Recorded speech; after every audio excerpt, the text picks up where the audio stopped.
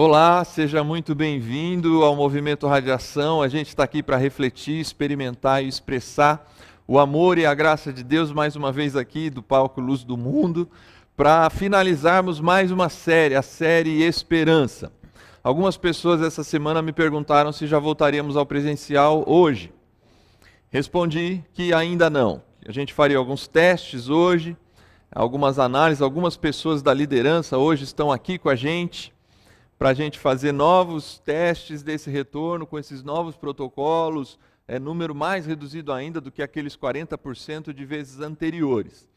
Ao longo da semana a gente deve comunicar a vocês, participantes aí, principalmente dos nossos grupos, nas redes sociais, para que você saiba como será o controle, a abertura, o funcionamento a partir da próxima semana, no início de uma nova série, mas isso a gente fala depois. De qualquer forma, seja muito bem-vindo, você que está aqui presente e você que está em casa, mais uma vez, assistindo agora ao vivo, ou que for assistir em outro momento, que a bênção e o cuidado de Deus te alcance, que o cuidado de Deus esteja sobre a sua casa num tempo tão complicado como estamos vivendo. Bom, nós vamos falar sobre esperança. Encontre razões para prosseguir em meio às lágrimas. Essa é a série. Eu queria só lembrar você que nesse tempo nós pensamos essa série por conta justamente de toda a crise que a gente tem vivido, toda a dificuldade que chegou tão próximo de nós, diante de tantas famílias e tantas pessoas que estão sofrendo. Gente que encontrou o sofrimento mais de perto, encontrou a dor mais de perto e tem enfrentado esta crise, este ano que já passa de um ano, e parece que as lágrimas não querem ir embora, e alguns desistindo dessa caminhada. Eu sei que essa caminhada é uma caminhada que talvez não é exatamente a sua.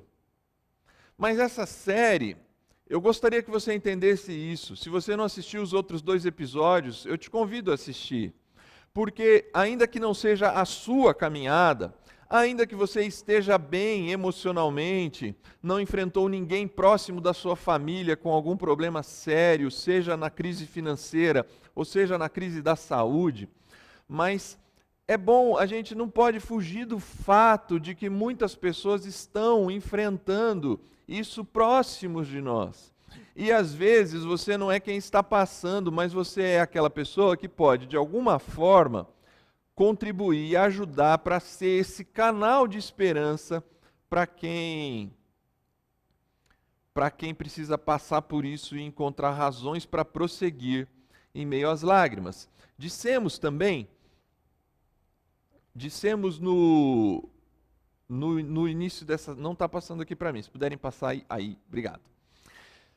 Que a postura são 3 possíveis diante de um cenário tão dramático como esse. Algumas pessoas se decepcionam, outras pessoas negam o que está acontecendo e outras pessoas decidem dialogar.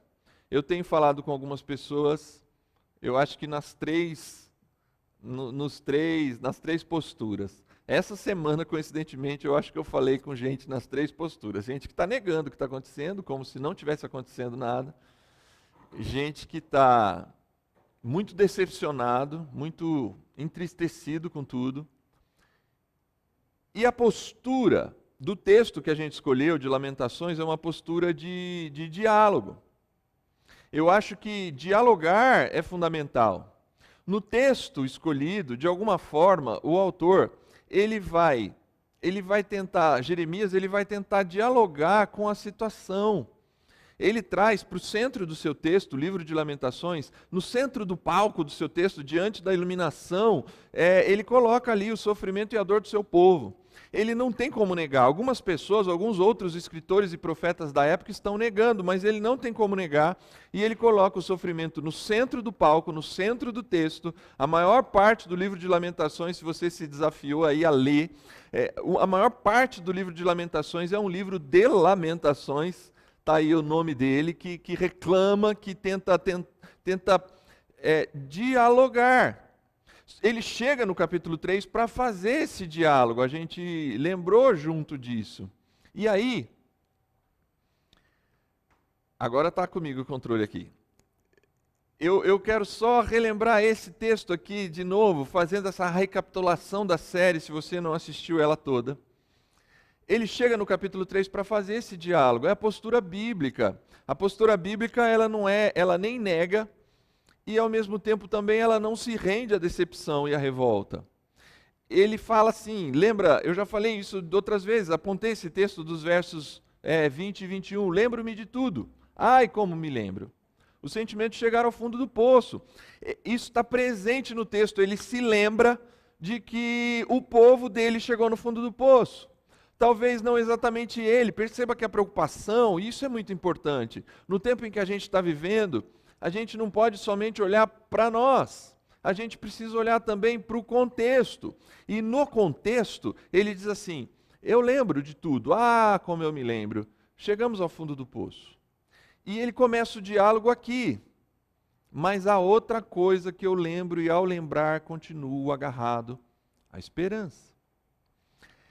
Perceba que lembrar-se de tudo é lembrar-se do sentimento de estar numa situação muito difícil.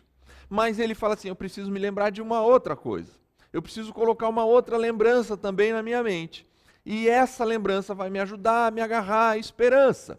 E aí ele começa a trabalhar a ideia de que o amor comprometido de Deus, o amor aliançado de Deus, é algo que lhe dá esperança.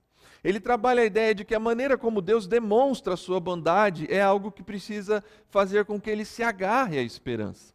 Tanto o amor quanto a bondade, eu te convido de novo a assistir os outros 2 episódios. No texto de Lamentações, ele se apega ao tipo de amor de Deus e à maneira como Deus demonstra a bondade, porque aparentemente naquele momento não é o que o povo está vendo, nem o amor, muito menos a bondade de Deus. Por que eu começo fazendo essa recapitulação? Por que é importante fazer essa recapitulação com você? Porque essa semana, nos últimos 7 dias aí, talvez 8 dias, pensando no sábado passado, 2 pessoas muito queridas aqui do Radiação perderam para a Covid 2 pessoas muito queridas delas. Eu não sei nem se hoje elas estão assistindo com a gente. Gente que está vivendo luto. Eu não conhecia nenhuma das 2 pessoas que faleceram, só de ouvir falar. Mas 2 pessoas queridas nossas aqui perderam gente que, pelo que eu ouvi, pelo que eu acompanhei, eram pessoas assim sustentadoras, colunas da família, colunas da história da vida dessas pessoas. É aquele tipo de pessoa que talvez é a que menos poderia se perder num momento como esse. E essas pessoas perderam. Eu estou tentando te desafiar ao longo dessa série a fazer esse diálogo, simplesmente falar assim, entrar na revolta, na decepção completa. E aí, quando a gente vai e vive essa questão da fé e coloca a esperança na resposta de Deus e parece que Deus não responde, essa fé, de alguma forma, parece que ela é diminuída. A gente parece assim, Deus não está me ouvindo, então a gente perde a fé, e ao perder a fé, a esperança começa a morrer.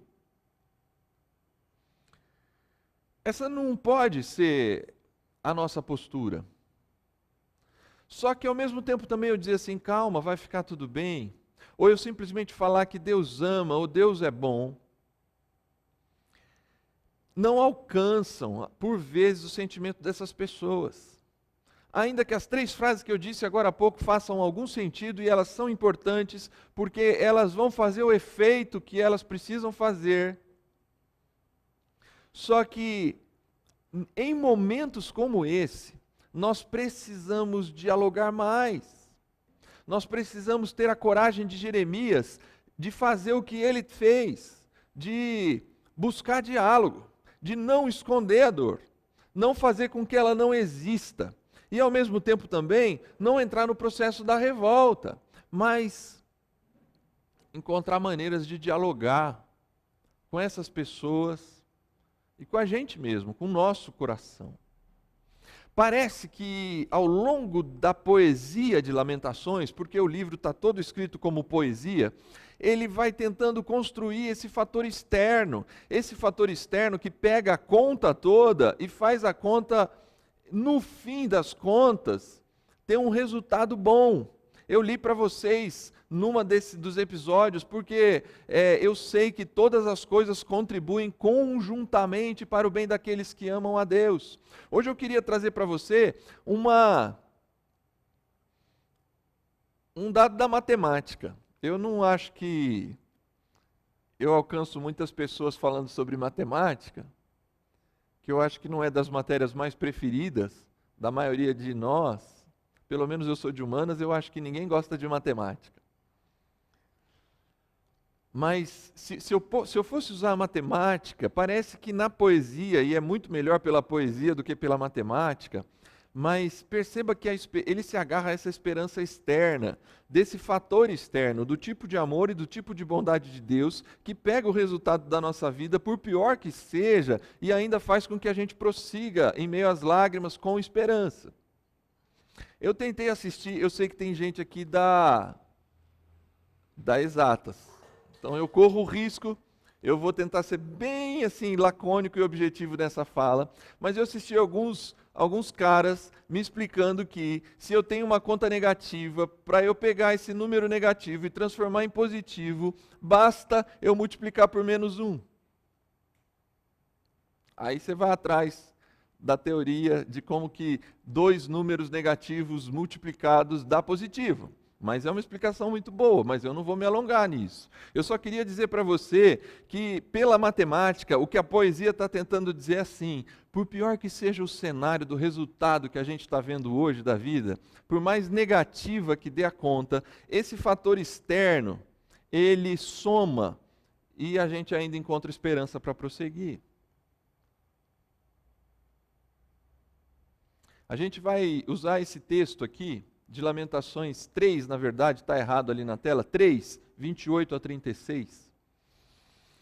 Porque até agora a gente falou de dois fatores externos. O texto falou de 2 fatores externos. E agora o texto vai falar para a gente de um fator interno. Eu compartilhei um vídeo hoje falando sobre a dificuldade minha pessoal e nossa de terminar uma série falando desse fator interno. Porque eu não tenho como fugir do texto. Se você acompanha a mim e aqui ao Radiação, é óbvio que a gente tenta, da melhor maneira possível, interpretar o texto bíblico. Mas eu não tenho como fugir do texto bíblico. A única coisa que eu acho que eu não posso fazer é fugir do texto bíblico. E o texto bíblico, nesse período de eu vou me agarrar à esperança, ele fala de 2 fatores externos, o tipo de amor e a demonstração da bondade de Deus, a maneira como Deus demonstra a bondade, e ele termina num valor interno, algo que fala diretamente comigo e com você, algo que eu me agarro à esperança em mim mesmo e não exatamente no externo. Olha lá, quando a vida está difícil de suportar, entregue-se à solidão. De alguma forma, ele ainda está conectado com aquela fala da semana passada, da questão do silêncio. Recolha-se ao silêncio. Curve-se em oração. Não faça perguntas. Espere até que surja a esperança. Não fuja das provações. Encare-as. Eu gostei da forma como Eugene Peterson traduziu esse pedaço de Lamentações 3. O pior nunca é o pior. Por quê? Porque o Senhor nunca vira as costas de vez. Ele voltará atrás. Se ele age com severidade, age também com ternura. Seus depósitos de amor leal são imensos. Ele não tem prazer em tornar a vida difícil, em espalhar pedras pelo caminho, em pisar com dureza os prisioneiros desafortunados, em recusar justiça às vítimas na corte do Deus Altíssimo. Ele não tem prazer em adulterar evidências. O Senhor não aprova essas coisas. Perceba que esse texto, ele vai relembrar ali do porquê em diante, sobre o amor leal de Deus. Depósitos do amor leal são imensos, a sede de Deus é imensa, e que ele não tem prazer no sofrimento de ninguém, por conta, inclusive, da maneira como ele demonstra bondade, por conta da sua bondade. Só que, deixando de lado essa retomada que ele faz, ele vai tratar nesse pedaço de quando a vida está difícil de suportar, e ele apresenta algumas coisas para a gente, e essa para mim é a terceira razão para a gente se apegar à esperança. Se a primeira razão é o tipo do amor de Deus e a segunda razão é a maneira como Deus demonstra a sua bondade, a terceira razão para se apegar à esperança é o próprio processo da aceitação, aquilo que está acontecendo dentro de você. Perceba que os três verbos, quando ele fala assim, quando a vida está difícil de suportar, entregue-se, recolha-se, curve-se. Parece que existe aqui uma curva de aceitação. A gente já falou na série Novo Normal, o ano passado, sobre a curva da mudança. A tendência quando a gente entra num período muito difícil da nossa vida, a primeira tendência é a negação. A gente nega. A gente nega porque a gente não acha que vai ser tão difícil. É natural quase do ser humano. Quantos de nós não achávamos lá em março do ano passado que até maio ou junho nós estaríamos com a vida normal? O primeiro ponto do ser humano é negar a possibilidade de passar por um momento difícil. Só que depois da negação, quando vê que aquilo não termina, vem um processo de frustração muito grande. E esse processo de frustração deixa a gente ali numa barriga dessa parábola, numa barriga em que a gente fica lá embaixo, frustrado, revoltado. E aí, ou eu começo o diálogo, ou eu começo a dialogar com um novo momento, com a mudança. E aqui, no Radiação, falar sobre isso não é muito difícil. Vocês acompanharam ano passado também quantas crianças nós apresentamos, o que a gente chamou aqui dos cantos da pandemia. Todos eles, de alguma forma, dentro das suas famílias, estão passando um processo de mudança, do qual eu estou saindo, eu acho, porque meus filhos estão com 9 e 5, 6 anos. E eu estou começando a sair desse processo, dos quais muitos daqui estão entrando. E é uma curva que traz assim uma negação, não vai ser difícil. Vai ser tranquilo, a gente vai tirar isso de letra, principalmente antes da criança nascer. Mas a criança nasce.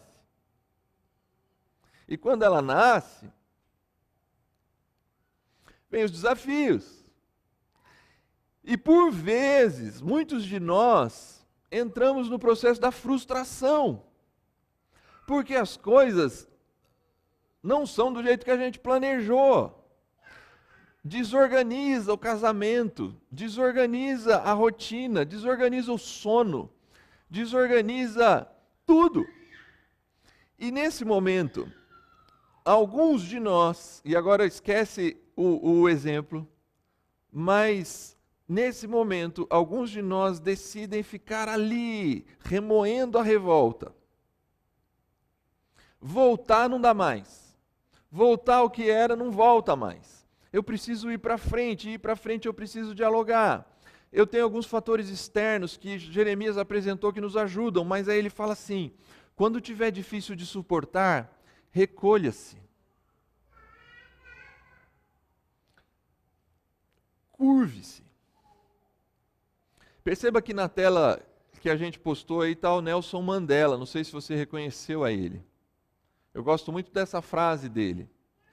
Deixe as suas escolhas refletirem as suas esperanças e não os seus medos. E eu acho brilhante essa frase. Guarde essa frase para você mesmo. Porque quando a gente está nesse processo do fundo da curva, eu preciso tomar uma decisão. E tomar essa decisão vai passar pelo processo de aceitação de que o que era não volta mais. E eu vou precisar prosseguir. Deixe as suas escolhas refletirem as suas esperanças e não os seus medos.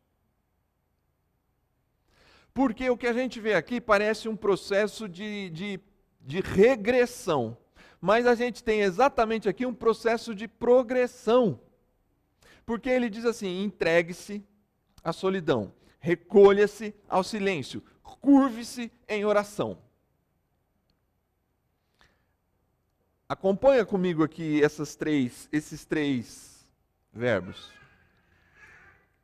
Entregue-se à solidão está muito ligado ao fato de que, diante desses momentos, talvez o que a gente mais queira, além de talvez abraçar algumas pessoas queridas, mas a gente precisa daquele tempo de recolhimento, pessoal, de solidão. A gente não quer muito falar. Quem perdeu alguém querido, seja agora ou seja antes de agora, porque também não muda muito. Quem perdeu um ente querido que era a coluna da família antes da pandemia ou agora na pandemia, a dor da pandemia está muito presente por vários aspectos, mas a dor é muito parecida. Porque não importa como, mas perdeu essa coluna. Então, no processo da aceitação, um dos passos é assim, vai ter aquele momento de solidão, de quietude, de não querer mais falar sobre o assunto.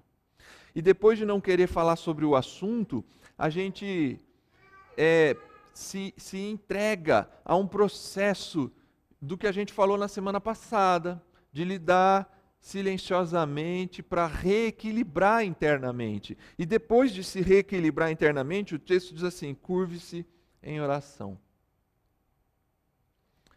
Eu queria que você entendesse essa proposta de aceitação aqui.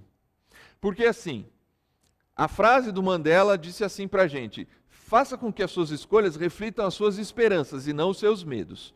Os medos de quem está sofrendo, eles são muito evidentes. Você sabe os seus medos, ou talvez conversando com alguém você vai saber quais são os medos dessa pessoa. Só que aí eu preciso escolher. E ao escolher, o texto fala assim para a gente: entregue-se, recolha-se, curve-se. Parece um processo de se dobrar. E de alguma forma é. Só que o último estágio desse processo de aceitação é curve-se em oração. Há uma frase famosa que diz que a oração é a respiração da alma. No processo de aceitação, para aqueles que querem se agarrar à esperança, que entendem, ou pelo menos têm noção do amor leal de Deus, que mesmo diante das circunstâncias mais difíceis, esse amor leal existe. E que a demonstração da bondade de Deus, por mais que agora pareça que essa bondade não esteja atuando na minha vida, ela é uma bondade que não dá para se esquecer dela. Em algum momento do processo de aceitação eu preciso me curvar em oração. E a oração, ela é respiração da alma. A oração, ela vai mudar a sua natureza. A oração não necessariamente muda a natureza de Deus, mas muda a sua natureza, a natureza de quem ora. Deus é Deus e Ele se compadece de nós e ouve as nossas orações, mas é muito bom saber que a oração, nesse diálogo com Deus, quem muda de verdade sou eu e você, quando a gente se dobra em oração. Porque se dobrar em oração é a melhor maneira de vencer muitas lutas. E isso não quer dizer que ao se dobrar em oração significa que você não vai lutar suas lutas, enfrentar suas batalhas. Mas há uma frase que diz mais ou menos assim: de joelhos é possível encarar qualquer situação de pé. Quando você não souber o que fazer, ore. Mas é do John Piper essa última frase aqui. Só que quando você souber o que fazer, ore em dobro. Quando você não sabe o que faz, a gente às vezes usa a oração assim como o último recurso. E é verdade. A gente precisa admitir que às vezes a oração, pedir para Deus, é depois que a gente já tentou todas as alternativas. Por isso que eu gosto dessa frase: quando você não souber o que fazer, ore.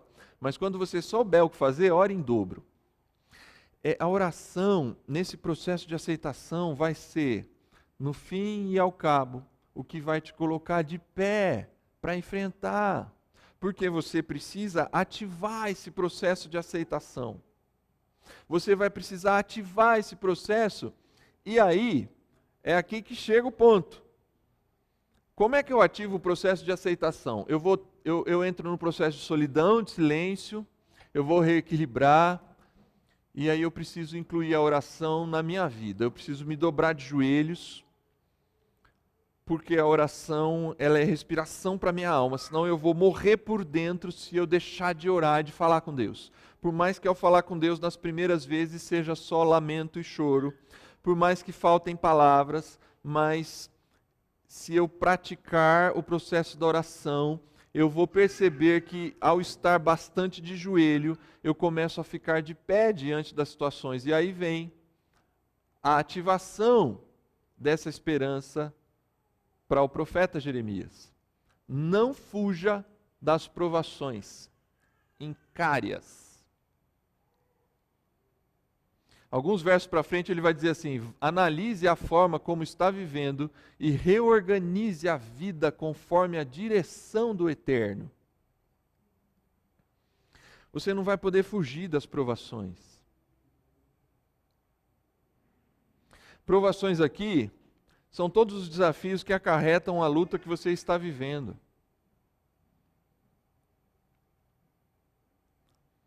As pessoas que perderam pessoas queridas,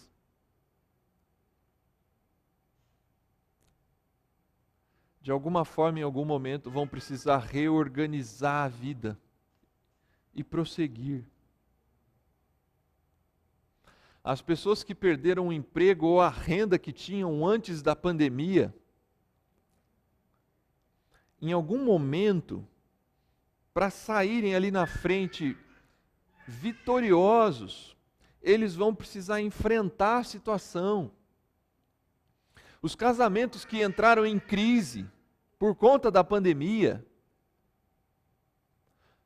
não vai adiantar varrer para baixo do tapete. Em algum momento isso vai precisar ser enfrentado, porque se isso não for enfrentado, no pior momento possível, isso vai, como bolha, surgir no meio da sala. Eu acho interessante, eu confesso, é o momento mais difícil dessa série, mas quando ele diz assim, curve-se a oração, logo depois de falar curve-se a oração, ele diz assim, não fuja das provações, encare-as. Eu vou ter que lidar com aquilo que se desequilibrou. Eu vou ter que encarar essa nova realidade. Eu não posso me negar ao fato de que eu preciso lidar com isso. Isso vai ser talvez a última etapa do processo de aceitação. Lidar, fazer o balanço do que deu errado, do que deu certo. Como recomeçar, como reconstruir, como não deixar me dominar pela revolta e decepção. Como não entrar num processo de negação, como se aquilo não fosse importante. Como trazer para o centro do palco a dor. E dialogar com a dor.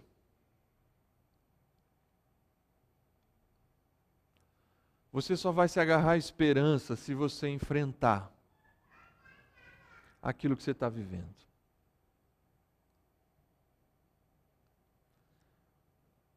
O amor leal de Deus, Deus está sempre lá.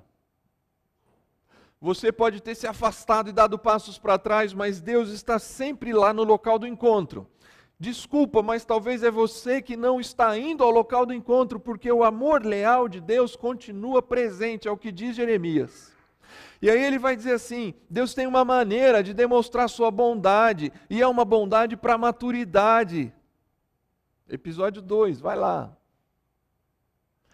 Ele chora com você a dor, mas a conta final, Ele sabe onde vai dar. Só que esses dois fatores são externos. Você precisa ligar o fator interno de aceitar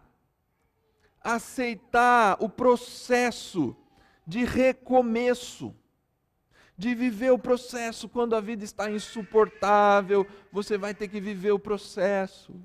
E viver o processo chega em dois pontos fundamentais: oração, respiração para a alma e enfrentamento. Encontre razões para prosseguir em meio às lágrimas. Eu disse para você no primeiro episódio que você precisava de todo o conteúdo antes de brigar comigo ou desistir da proposta. Eu acho que essa proposta ela não é negacionista, essa proposta não é para entrar no processo de revolta, mas ela precisa dialogar com o nosso momento. E ele dialoga com essas três razões. Ele dialoga com essas três razões.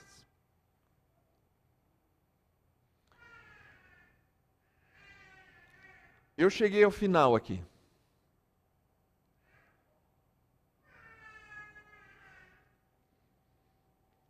Na tela que você está vendo está uma afirmação. Mas eu queria te perguntar. Eu comecei essa série dizendo assim: a esperança é a última que morre.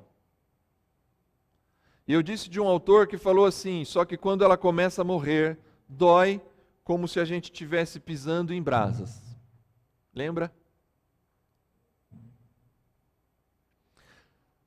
A esperança ela nunca morre do ponto de vista da Bíblia. 1 Coríntios 13 vai dizer assim: agora, pois, permanecem estas três coisas: a fé, a esperança e o amor. Mas eu preciso te perguntar: a esperança sobreviveu? Você acha que vai conseguir que a esperança sobreviva?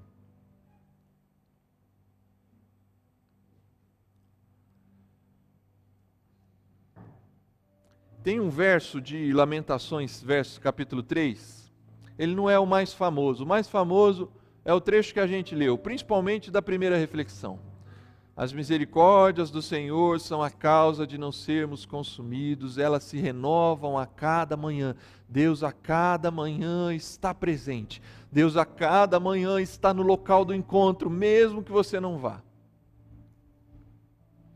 Esse é o texto mais famoso de Lamentações 3.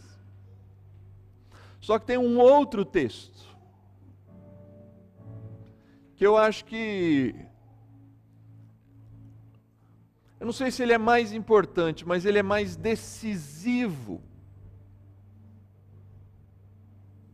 do ponto de vista da sobrevivência da esperança.